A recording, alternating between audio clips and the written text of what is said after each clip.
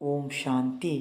இன்று அறிவோமா ஆன்மீகம் பகுதியில் மகிழ்ச்சியான வாழ்த்துக்கள் தான் முக்கியமான விஷயம் என்கிற தலைப்பை பற்றி காணலாம். காலை வணக்கம். இன்று காலை உங்கள் குடும்பத்தினர், நண்பர்கள் மற்றும் சக ஊழியர்களுக்கு காலை வணக்கம், மாலை வணக்கம் அல்லது நல்ல அதிர்ஷ்டம் என்று வாழ்த்தினீர்களா? நீங்கள் தினமும் மக்களை வாழ்த்துகிறீர்களா? மேலும் வாழ்த்துக்களை எவ்வாறு கூறுவது?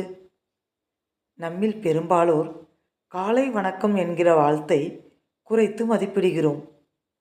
அவை வழக்கமான ஒரு ஜோடி சொற்கள் மட்டுமல்ல, நன்மையின் தூய்மையான நோக்கங்களுடன் வெளிப்படுத்தப்பட்ட அவை ஆசீர்வாதங்களின் ஆற்றலையும் வரவிருக்கும் நல்ல விஷயங்களை பற்றிய வாக்குறுதியையும் வெளிப்படுத்துகின்றன.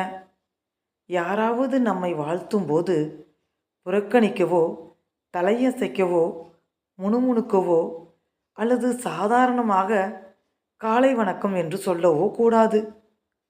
மேலும் தொலைபேசியில் மக்களுடன் உணர்வற்ற குரலில் வாழ்த்துக்களை பரிமாறிக்கொள்ள வேண்டாம். அந்த செய்தியின் ஆற்றலை நாம் அனுபவம் செய்து அதன் பிறகு செயல்பட வேண்டும்.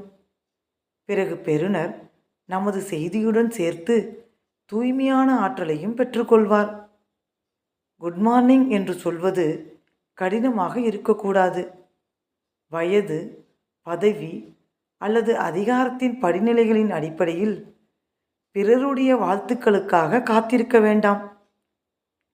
மக்கள் மகிழ்ச்சியாகவோ, சோகமாகவோ அல்லது இடைப்பட்ட மனநிலையிலோ இருக்கலாம். ஆனால் அவர்களின் பதிலை பொருட்படுத்தாமல் அந்த 2 வினாடிகளை அவர்களை நம்முடன் இணைப்பதற்கு பயன்படுத்தி கொள்ளலாம். அவர்கள் நம்மை சந்திக்கின்ற அனுபவத்தை சிறப்பாக ஆக்கலாம். கண்களை தொடர்பு கொள்வது, புன்னகைப்பது, பாராட்டுவது அல்லது மக்களை வாழ்த்துவது போன்ற எளிய சைகைகளின் சக்தியை நாம் அடிக்கடி கவனித்திருக்கிறோம். இந்த அர்த்தமுள்ள செயல்கள் நிச்சயமாக நம் நாட்களிலும் அவர்களுடைய நாட்களிலும் மகிழ்ச்சியை சேர்க்கின்றன.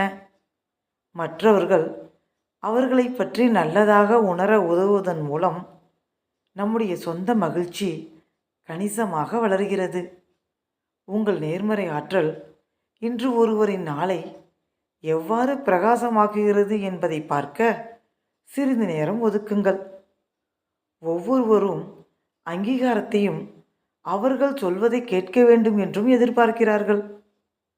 சில சமயங்களில் மக்களுக்கு உங்களிடமிருந்து தேவைப்படுவதும் இதுதான். உங்கள் வார்த்தைகள் மற்றும் செயல்கள் மூலம் அவர்கள் முக்கியம் என்பதை அவர்களுக்கு தெரியப்படுத்துங்கள்.